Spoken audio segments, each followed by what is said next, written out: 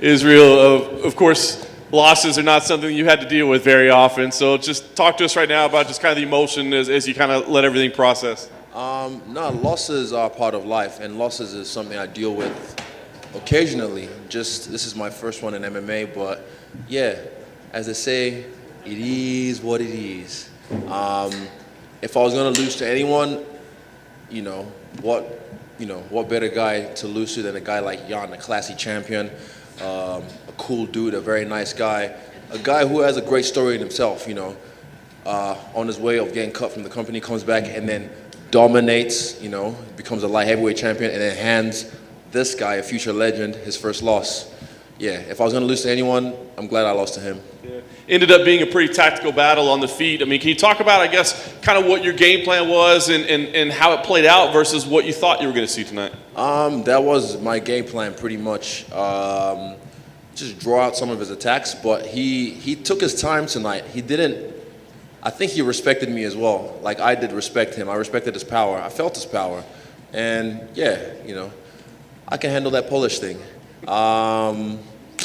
Yeah, that was the game plan pretty much. He didn't rush as much as I thought because he respected me, which is, rightfully so. But also he respected the fact that I got up from his takedowns early on. It wasn't until the last round, I credit him for this, he timed it well.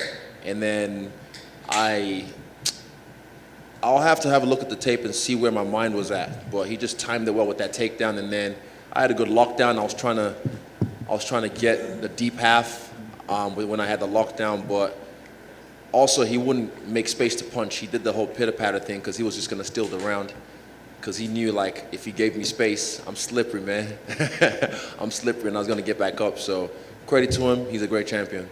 The later rounds, as you said, were kind of clear in scoring with the takedowns. I think some of the earlier rounds, maybe not as much. I mean, what did you guys, you ended up only getting one round, the third. What did you guys think about the scoring as it was playing out? Yeah, it wasn't that big of a difference. I don't know about those 10-8 rounds, and I don't know about those some of those scorecards from the judges. But yeah, I lost the fight to the better fighter tonight, the craftier fighter tonight. And yeah, but it wasn't like an ass whooping or anything. Like when he had me on the ground, if he had postured up and then wailed on me and thrown some crazy elbows and crazy punches and connected crazy, yeah, I can say, yeah, give it a 10-8, give it a 10-7 even. Use the whole 10-point must system, but it wasn't none of that. He just held on and just, snuck some shots in to try and keep it busy enough that the referee doesn't stand it up.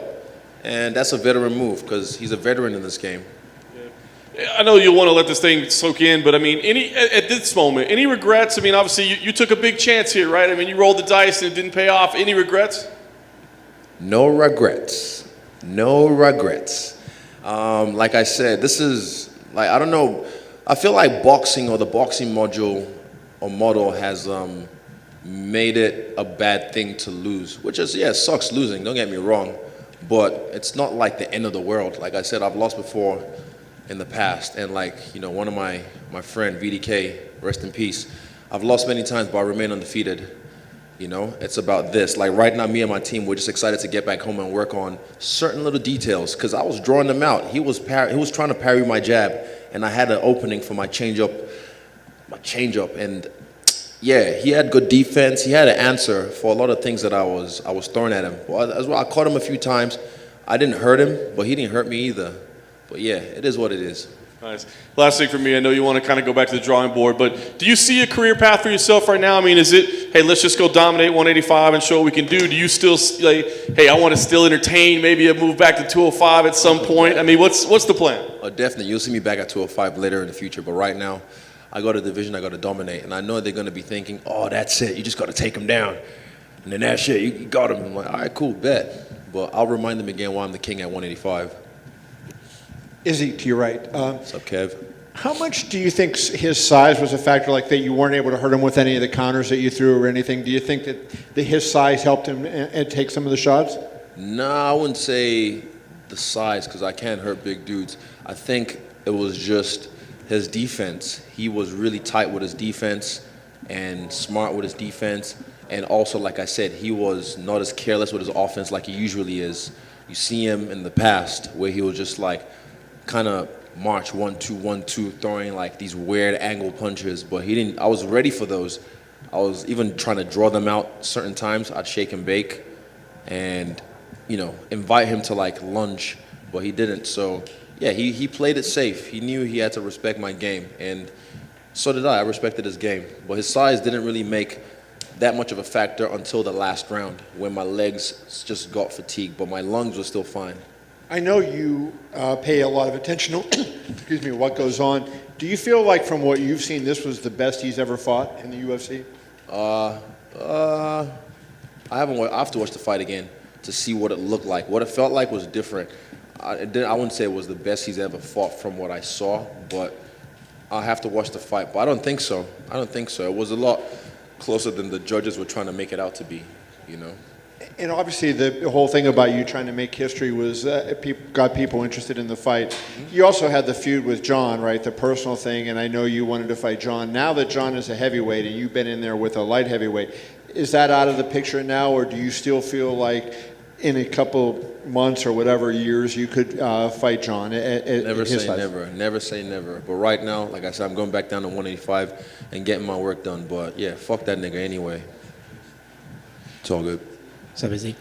When you look at how you played the tactics of the 205-pound debut in the UFC, when you do move up again, will you still keep the same strategy of not putting on any extra weight and trying to keep yourself faster? Yeah, I'll have to think about that. My team and I will have to think about that. But right now, yeah, honestly, I could have won this fight. This is not like blah, blah, blah, blah, blah. But tonight, he played a better game plan, and he was the better fighter tonight. That's it. Like, he respected me, and I respected him. And we had a great showing of ourselves. But, yeah, I'm not like, heartbroken. I hate losing, don't get me wrong, but I'm not like, oh, my God, fuck, he really embarrassed me. Like, that was it. Like, I'm fucking, yeah, nah. I felt like I had a great showing for myself. I represented my team very well. But now we go back to the drawing board, and it's kind of fun. Like, I look forward to, like, this is the dip in my story, you know what I mean? This is the bit where, the valley, if you will. And then I rise up again, like the phoenix that I am. There's a moment in the third round, I think, where he tried like a jumping knee, and you both had a little exchange and a laugh. Were you guys talking to each other, or just sort of acknowledging? I can't remember what I said, but I kind of giggled because I was like, yeah, like, nice try. But, the guy's a good fighter, and he felt me. Like, I took his best punches, and everyone's like, when you get touched by this guy, you go to sleep. I'm awake. He grabbed me double underhooks and took me down. I got back up when he gave me space. And there was another one where I think I stuffed it or I broke his grip. And then he kneed me in the face on the way up, and I was right on him again. And I could hear him breathing heavy, and I knew, like, right. But he just had his defense really tight for this fight. He wasn't as careless as I was expecting, because I was expecting a careless Jan. And I thought I would draw out some mistakes from which I did, but then he was able to fix those mistakes on the fly. So, man, credit to the guy and his team. They put on one hell of a game plan, and they got their guy ready for me. Last thing for me, were you surprised, because I know going into this you were expecting his left body kick, yeah, and were you surprised that he didn't really throw that, and that he did, but not as much. Right, yeah. And he seemed to check your right kick to his shin. He seemed to check it. Yeah, but the inside leg kick when I was southpaw was hitting him, and I was liking that. And I was going back to it, but then he started checking it. But I still went back to it, and when I faked it, he was biting. He was biting on a lot of the things I was throwing. But like I said, I just have to watch the fight again, and then have my my infamous post-fight shower, so I can just dissect everything and get away from all the noise and really see what was going on, because there was certain I was so lucid, I was so calm, I could hear everything, I could feel everything, and it was just it was one of those things where I felt like I was in the moment, but yeah, it just wasn't my moment tonight. Is he right here? I'm curious, I know you said you have to go watch the fight again, but in the fight, did you think the fight was a 2-2 going into the final round? I didn't even know it was the fourth. I was like, when I heard it was the fourth round, I was like, oh shit, I thought it was the third. I was just having fun in there. I was so lucid, and I felt myself. I was smirking a little bit. I was smiling at certain things when I knew I had him, and yeah, there was certain. I didn't really score. I wasn't scoring the fight. I was just like trying to score points. I wasn't trying to knock him out, take him out, but I was trying to score points and just touch him. Like I said, just keep touching him because trust me, I can drop these guys.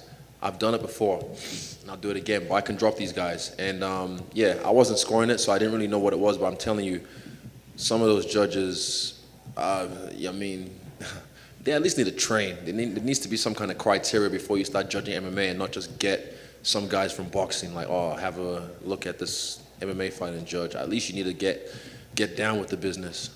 And you mentioned the scoring. Would you prefer to know the score going into rounds? So, like, if you didn't know it was the fifth round, all of a sudden you do, and you see maybe you're down. I should have known. I think I should have known it was the fifth round, but I wasn't like I'm not playing this game like that. Like, pitter patter. My gang, they let me know like, okay, this is the fifth round. I kind of heard someone mention it, like to the ref, and I was like, oh shit, we are in the fifth round. But I knew it was the fourth round because I heard someone mention that as well.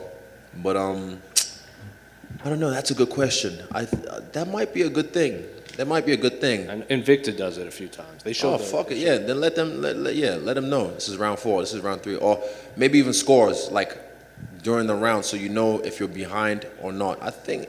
Wait, does Invicta let you know if you're behind? They show the corner, and then it's up to the corner if they want to tell you what the score is. That's smart. Let's do that then. Fuck it. Why don't we do it? That seems really smart. I like the fact that we have instant replays now. I don't know why that took so long as well.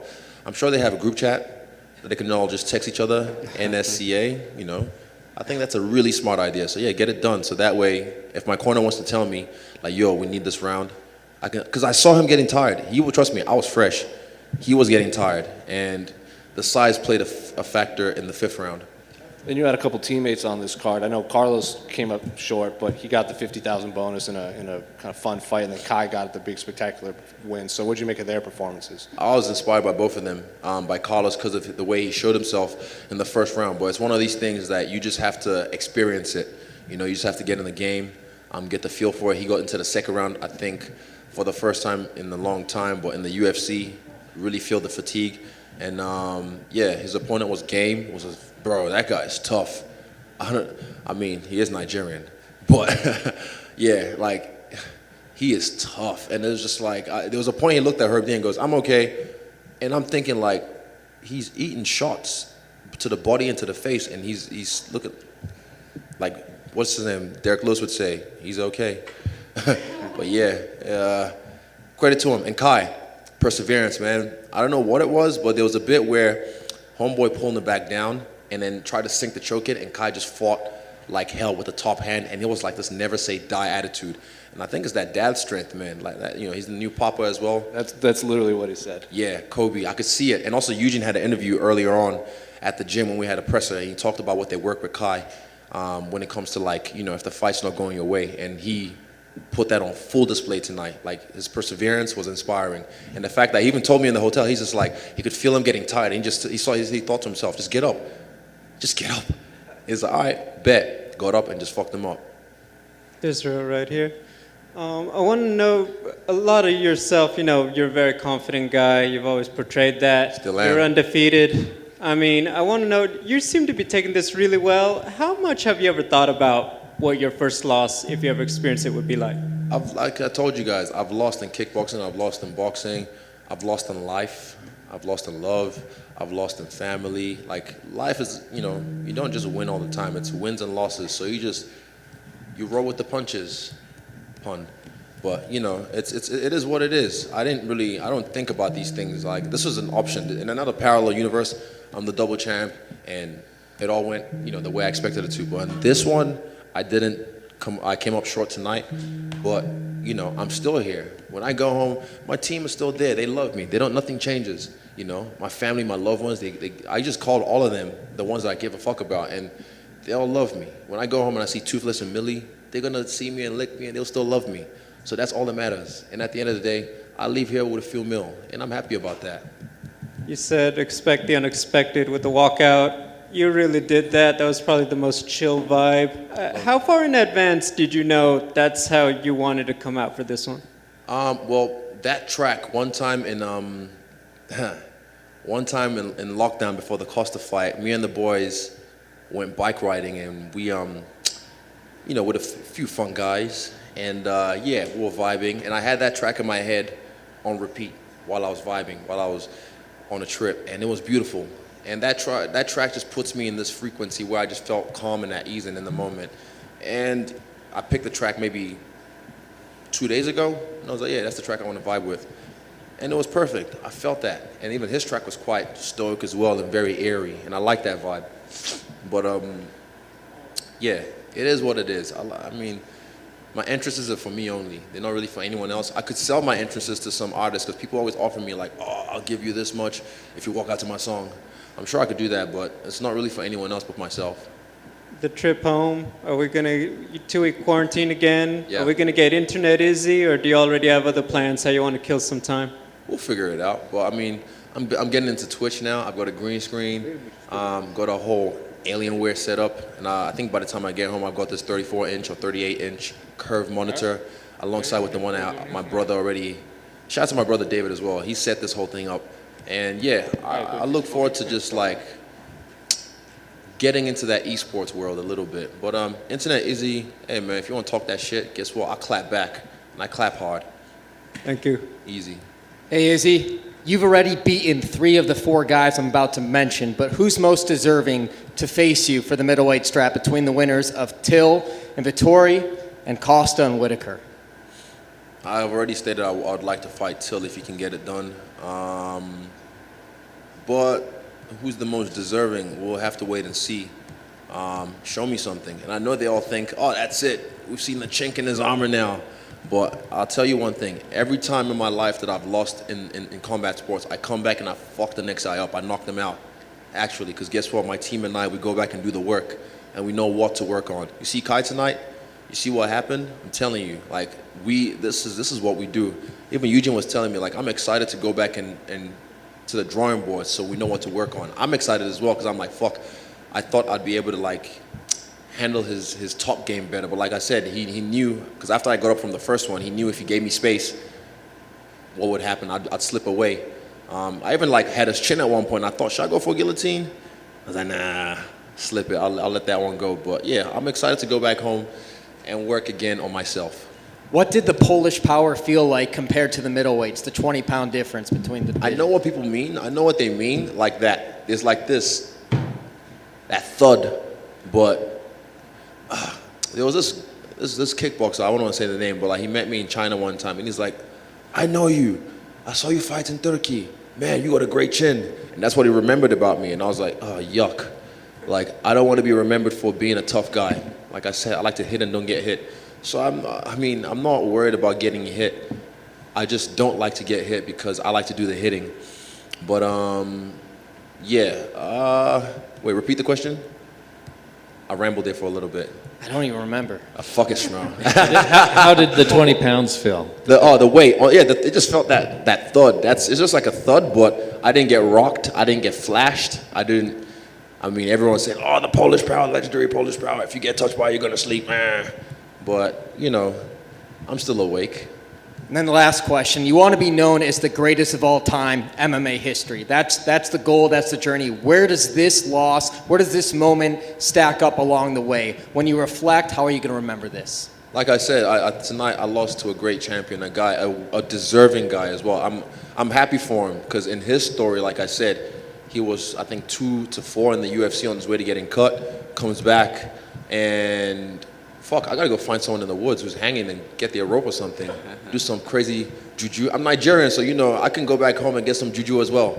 But yeah, he went on a tear and did his thing, became champion, and then he's the guy to hand me my first loss in MMA. That's a great story for him. So I'm happy for him. Like actually, and I don't know if that's believable, but I don't really give a fuck. I actually feel happy for him, and it's not one of these ones where it's like, I gotta get that back. Like I need to get that back. Like if I never fight him again, so be it. Like he's a great champion. If I was, even Eugene said, if we're gonna lose to anyone, it would be that guy. Like it's a pleasure to share the cage with a cool guy like that. You know, in this game with a lot of douchebags and a lot of, I don't want to say what I want to say, but yeah, like it's a pleasure to share a cage with someone like that. And like I said, you can ask him. He was tired. I was fresh, so he used his crafty veteran, moves to take me down in that last round, and then he did what he did. He scored and secured the round. So credit to him. Israel, back here to your right. Very important question. What kind of pizza were you eating yesterday morning at weigh-ins? It was a pepperoni one, but then later on, we had like 5 or 6 pizzas in the room, even bigger ones like New York size pizzas, and we had different flavors. So I had like 6 giant slices or 4 giant slices last night. Yeah, and that's why I lost it. Not jokes. I'm joking. With a bottle of wine too, I imagine. Nah, no wine, it's just lines. I joke. How much did you actually weigh in the cage today? Do you know? With all this on, I took this jacket off, but I was 201 pounds, 0.6 or some shit. But I'm sure I was probably around 200 or 199 maybe, if you strip me down. And last thing for me, what was it like fighting in the Apex? I mean, you fought on Fight Island. Obviously, you fought in front of full houses before. But what was it like fighting here? It was cool. I mean, this whole smaller cage thing, did you see me get trapped? Did you see me get, held against the fence for long? I'm pretty sure when I was against the fence, I was able to get off within 30 seconds. Yeah, this whole smaller cage thing is a myth to me. For the rest of everyone else, sure, it makes a difference. But for me, it's a myth because my footwork is still great. And yeah, I can hack the system. What about just the vibe in there, like when The you're vibe, fighting? compared to the Abu Dhabi Fight Island, the vibe, nah, I was pretty present. I don't know. It was just felt like a death match being streamed to the rest of the world. Yeah, like some crazy shit. That's what Fight Island felt like as well, like some private island with some illegal fight to the death and it's being streamed to the rest of the world underground. I like that shit. I love this life. Thanks, man. Easy. Izzy, you said you're going to go back down to middleweight, but it sounds like you still have aspirations for light heavyweight. Possibly heavyweight. Or heavyweight? All right. What do you take from this for when you do come back? What would you change? What would I change? That's a good question.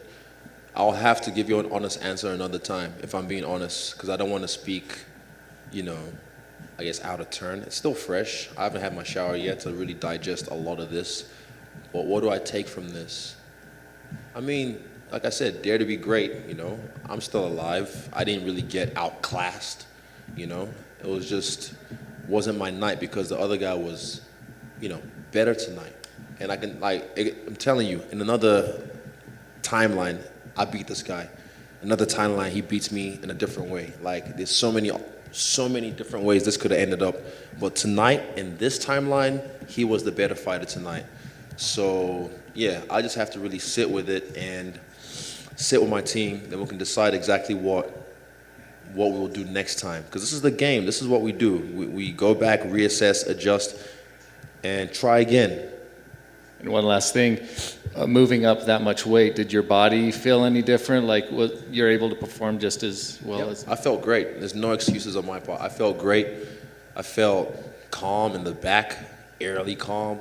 The nerves, I was dealing with it well. I channeled it well so I can use it to my own advantage.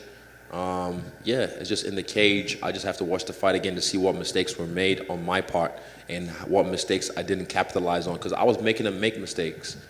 Shit that I would have normally caught other people with. Somehow his defense was tighter than I expected, and also he came with a good game plan. So I just have to watch the tape, and yeah, we'll reassess and see what we do. All right. Is that it? Cool. Thanks, you guys. And also, wait, one more thing. Everyone who supports me, all my people, I appreciate you. I'm sorry I didn't. Like, I know the fact that I like to make my fans be proud.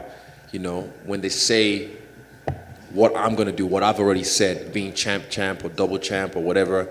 So I'm sorry I let you down, but, if you want to hop off the hype train, bro, get the fuck off the hype train. We're just stopping for a little gas. Understand? You can get the fuck off. But if you want to stick with me, stick with me. And trust me, I'll show you a good time. It's going to be a fun ride, all right? And I appreciate y'all. Mwah.